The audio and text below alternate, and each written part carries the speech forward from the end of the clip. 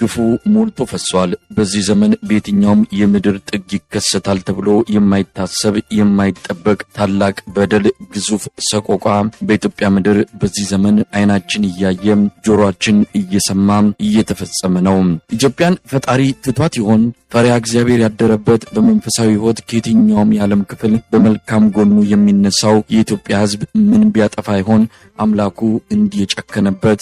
መርጦ ባልተፈጠረበት የዘር ማንነቱ ኃጢአት ሆኖ ተቆጥሮበት በየጥሻውና ጉራንጉሩ ምድራዊ የሆነ የሲኦል ሕይወትን የሚጋተው በየትኛው በደሉ ይሆን? በርግጥ መልስ የሚሰጥ የለም። በአንደኛው ክፍለ ዘመን ታላቁን ጥፋት እነ ሩዋንዳ አይተውታል። ዘርን መነሻ ያደረገ እልቂትን የቀመሱ ጥቂት ሀገራትን መጥቀስ ይቻል ይሆናል። ዝግመታዊ የሆነ የዘር ማጥፋትና የጅምላ ግድያ የሚፈጸምበት የ21ኛው ክፍለ ዘመን የአሰቃቂ ታሪክ ባለዕዳ በርግጥ እንደ ኢትዮጵያ ያለ ማን ይኖር ይሆን? ዓለም ዝም ብሏል። አሊያም እየታዘበ ነው። የሩዋንዳው እልቂት አንድም በዓለም አቀፉ ማህበረሰብ ዝምታ የተከሰተ መሆኑን ታሪኩን መለስ ብሎ ላስታወሰ ኢትዮጵያ ላይ እየተፈጸመ ባለውና ወደ ታላቁ እልቂት እየተንደረደረ በሚገኘው መንግስታዊ ጥቃት የዓለም አቀፉ ማህበረሰብ ቸልተኝነት ሊያስደነግጠው ቢገባም የሚፈረድበት አይሆንም። ሩቅ አይደለም፣ ወይም ከአይን ብዙም የተሰወረ ሆኖ አይደለም። በዓለም አቀፉ ማህበረሰብ መቀመጫነት አራተኛ በሆነችው የአፍሪካ መዲና የኢትዮጵያ መናገሻ አዲስ አበባ አፍንጫ ስር እየተፈጸመ ያለው ታላቁ ሰቆቃና የሰው ልጅ መከራ ኢትዮጵያውያንን ከያሉበት አጥንት ድረስ በገባ ሐዘን ክፉኛ እየደቆሳቸው ነው። በእርግጥም ግፉ ከገደፉ አልፏል።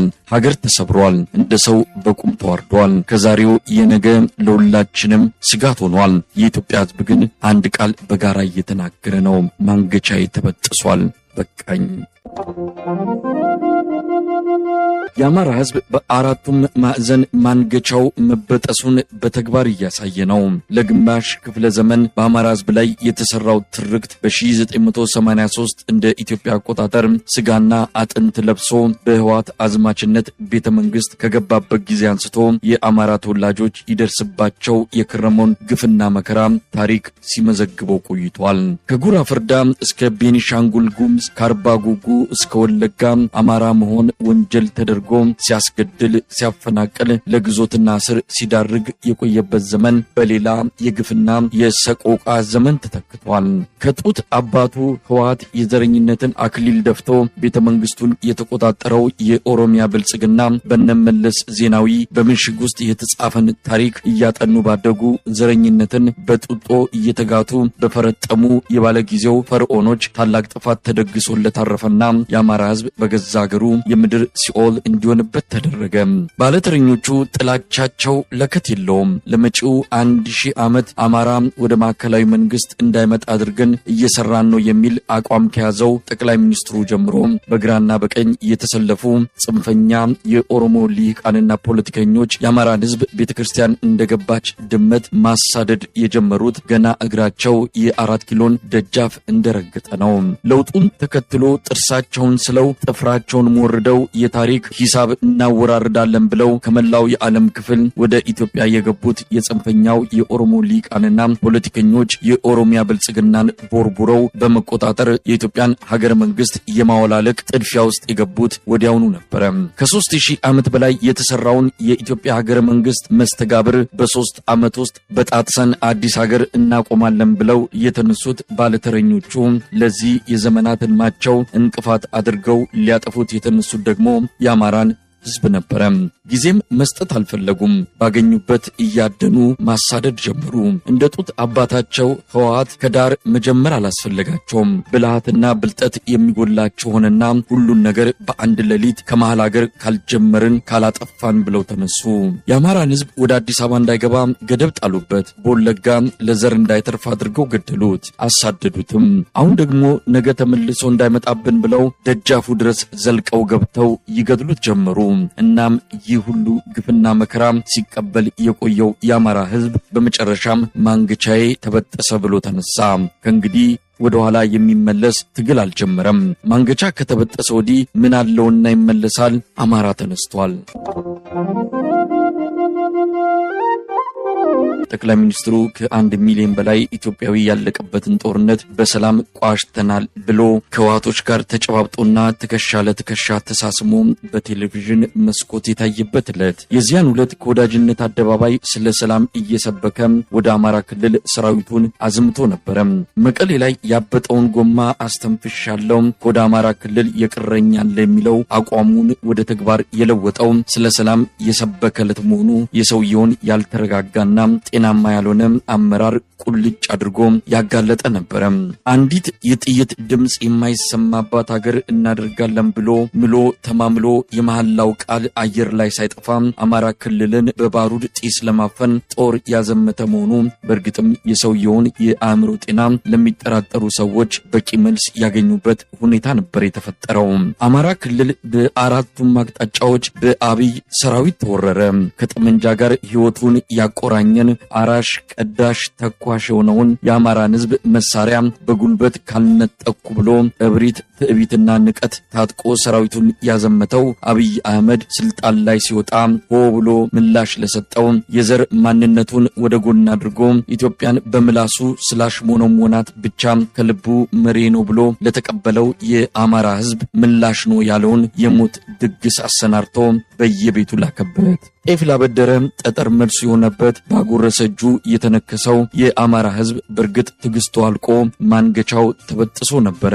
ከእንግዲህ ሞት ምንድነው? ከዚህ አይነት ውርደት የበለጠ የምድር ላይ የቁም ሞት የታለም? በህወሓትና በኦሮሚያ ብልጽግና በየተራ የተጋተውን ግፍና መከራ የተሸከመበት ጫንቃው ዝሏል። ባቀናት ላቡን አንጠፍጥፎ ከሌላው ኢትዮጵያዊ ጋር በጋራ ባቆማት ሀገር መጤ ተብሎ ባይተዋር ተደርጎ መሰደዱ መፈናቀሉና መገደሉ ይበቃ ዘንድ ውሳኔ ላይ ደረሰ። እዚህ ውሳኔ ላይ እስኪደርስ በእርግጥ ሚሊዮኖች ዋጋ ከፍለዋል፣ ሺዎች ተገድለዋል፣ 100 ሺዎች ተፈናቅለዋል። የአብይ አህመድ አገዛዝና የኦሮሞ ልሂቃን የከፈቱበትን የህልውና ጦርነት ከመመከት ውጪ ምርጫ አልነበረውም፣ ግፉ በስቷልና። እናም ንፍጡን ወልውሎ አነሳም። ዲሞፍተሩን ምንሽሩን ይዞ ለክብሩ ሊዋደቅ ዘመተ። ፋኖ ተሰማራ እንደ ሆቺሚኒ እንደ ቼጉቬራ። ያለፉት አራት በእርግጥ ተአምር ነው። እስከ አፍንጫው የታጠቀው የአብይ አህመድ ሰራዊት እንዲህ ፍርክስክሱ ይወጣል ብሎ የገመተ አልነበረም። ለካንስ ልብ እንጂ ቴክኖሎጂ ተዋግቶ ማሸነፍ አይችልም። የምንሰማው የምናየው ከገመትነው ከጠበቅነው በላይ ነበር የሆነብን። እብሪት ሊተነፍስ ትዕቢት ልኩን ሊያገኝ ንቀትም እንደ ጉም በኖ እንዲጠፋ ጊዜ አልወሰደበትም። የአማራ እናት መቀነቷን አስራለች። የአማራ አባት ዝናሩን ታጥቋል። ወጣቱ ዱር ቤቴ ጫካው ማደሪያ ማዋያዬ ብሎ ወጥቷል። ይህን ህዝብ የሚመልሰው ምድራዊ ኃይል ከቶም አይኖርም። ሙዜሩን እንደ ሰው እያከከው ነው።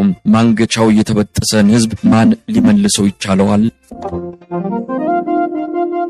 የአማራ ክልል ጉዳይ ከአብይ እጅ አፈትልኮ ወጥቷል። የአማራ ህዝብ ከዳር እስከ ዳር ተነስቶ ብልጽግናን በክልሉ አፍርሶታል። በፈረሰው የክልል መንግስት ላይ ብልጽግና አፈርልሶ ይነሳል ብሎ የሚንደፋደፈው የአረጋ ከበደ የሞግዚት አስተዳደር እንደ ቆሰለ ጅብ ራሱን እየበላ ነው። ብልጽግና አማራ ክልል ላይ ትንሳኤ የለውም። አብይ አህመድ ህወሓትን ጥርሱን አውላልቅ ያለው የኦሮሞን መንግስት ለማጽናት የሚቀረኝ አንድ ጦርነት ነው ብሎ በደመነፍስ የገባበት የአማራ ክልሉ ጦርነት እድሜውን እንደሚያሳጥረው አሁን በሚገባ የተረዳው ይመስላል። የሚመራትን ሀገር ስነ ልቦናና ታሪክ በቅጡ ሳይረዳ ስልጣን የያዘው አብይ አህመድ የራሱን ታሪክ አበላሽቶ ሀገሪቱንም መቀመቅ እንድትወርድ አድርጓታል። በዚች አጭር የስልጣን እድሜው ሀገሪቱ ላይ መዓት የከመረ መሪ ሆኖ ወደ ታሪክ የሚወርድበት ጊዜ በጣም እየቀረበ መጥቷል። የአማራ ህዝብ ትግል በዚህ ደረጃ ገፍቶ ይመጣል ብሎ አለመጠበቁ ጎርቶታል። አርቆ አለማሰብ በንቀት ሞራ የተጋረደው ማስተዋሉ ጋር ተዳምሮ የራሱንም የሀገሪቱንም እድል ጣፋንታ አጓጉል አድርጎታል። የአማራ ህዝብ ግልጽ የሆነ መልእክት የሰደደለት በጥይት አድርጎ አልነበረም። መጀመሪያ በሰላሙ ጊዜ መሪ ሆኖ ከተሰየመበት ዕለት አንስቶ በፍቅር እንጂ በጸብ የሚያሸንፈው እንደሌለም በተለያዩ መንገዶች ሲገልጽለት ቆይቷል። ዝምታው ከፍርሃት፣ ትዕግስቱ ከአቅመቢስነት ተቆጠረበትና ደጃፉ ድረስ መጡበት የአማራ ህዝብ። ያለፉት ጊዜ የአማራ ህዝብ በልኩ ተነስቶ ልኩን ያሳየበት ልካቸውንም ለማያውቁት ስለ ልክ ያስተማረበት ጊዜ ነበር ማለት ይቻላል። በዲሞፍተር ታንክ የማረከበት፣ በሽመል ሻለቃ ጦር ያባረረበት፣ በምንሽር ሺህ ምርኮኞችን የነዳበት አንዳንድ የፋኖ አመራሮች ይሄማ የፈጣሪ ኃይል ተጨምሮበት እንጂ በሰው ልጅ አቅም የሚሆን አይደለም ብለው ስለሆነው ስላደረጉት በአድናቆት የተገለጸበት በርካታ የጦርነት ታሪኮች የተፈጸመበት ጊዜም ነበር ማለት ይቻላል። ጠቅላይ ሚኒስትሩ ጥሩ ትምህርት አግኝቷል። የንቀትና ትዕቢት መጨረሻ ውድቀት መሆኑን ከረፈደም ቢሆን እንዲረዳ ተደርጓል። ካፈርኩ አይመልሰኝ አይነት ስሜት ውስጥ ገብቶ እንጂ አማራ ክልል ላይ የተከናነበው የውርደት ካባ ስልጣን በገዛ እጁ እንዲለቅ የሚያደርገው በሆነ ነበረ። ልብ ላይ የበቀለ የንቀት እጢ አብጦ እስኪፈነዳ የሚጠብቅ እንዳይሆን እንጂ ነገሩ ከተበላሸበት ቆይቷል። በትክክልም የአማራ ህዝብ መልስ እየሰጠ ነው። ከእንግዲህ የአማራ ክልል ብልጽግና የሚሉትን ወለፈንዲ ፓርቲ አስቀጥላለሁ ማለት ደጃፍ ላይ የቆመችውን ሞት በር ከፍቶ እንደማስገባት የሚቆጠር ነው። አማራ በቃኝ ብሏል። ማንገቻው ተበጥሷል። አለቀ ደቀቀ። የአማራ ህዝብ ትግል በሌላው የኢትዮጵያ ክፍል መነቃቃት መፍጠሩን መረጃዎች ይጠቁማሉ።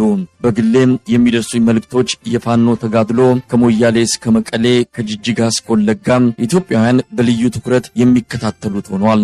ጭራቅ መጥቶብሃል፣ የነፍጠኛው ስርዓት ዳግም ሊጫንብህ ነው በሚል ስብከትና ትርክት ሲወናበድ የነበረው የህብረተሰብ ክፍልም ዛሬ ላይ የፋኖን ትግል በተስፋ የሚጠብቀው መሆኑን በግልጽ መናገር ጀምሯል። በእርግጥ የአብይ አስተዳደር ማንገቻው እንዲበጠስ ያላደረገው የኢትዮጵያ የማህበረሰብ ክፍል የለም።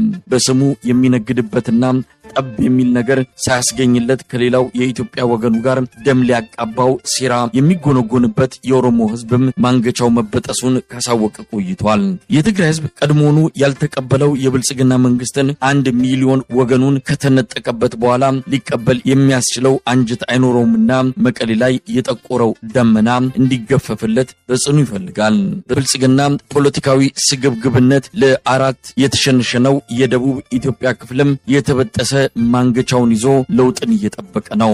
እዚህም እዚያም በእርግጥ ለውጥ ይፈልጋል። የአብይ አህመድ አገዛዝ በኢትዮጵያ ህዝብ ላይ እንደከመረው መከራ በታሪክ በዚህ ደረጃ ተከስቷል ብሎ መግለጽ የሚቻል አይደለም። ዕውቀት ማነስ ከብቃት ማጣት ጋር ተጣምረው እብሪትና ንቀት ተዳብለው ቤተ መንግስት የገቡባት ኢትዮጵያ የሁሉ ነገሮች ጭራ መሆኗን እንደ ሀገርም እንደ ህዝብም አንገት የሚያስደፋ ሆኖ እየተቀበልነው ነው። ለውጥ ግድ ይላል። ማንገቻ ከበጠሱ በኋላ መመለስ የሚቻል አይደለም። የአማራ ህዝብ የጀመረውን ትግል ማገዝ ማንገቻው የተበጠሰ ሁሉ የወቅቱ ውሳኔው መሆን ይኖርበታል። ጊዜ የለንም። የጥፋት እጆች ፈጥነዋል። የማዳን እጆች እየጠበቁን ነው። ማንገቻው የተበጠሰ ሁሉ ይሰበሰብ ዘንድ ጊዜው ዛሬ ሳይሆን አሁኑኑ ነው።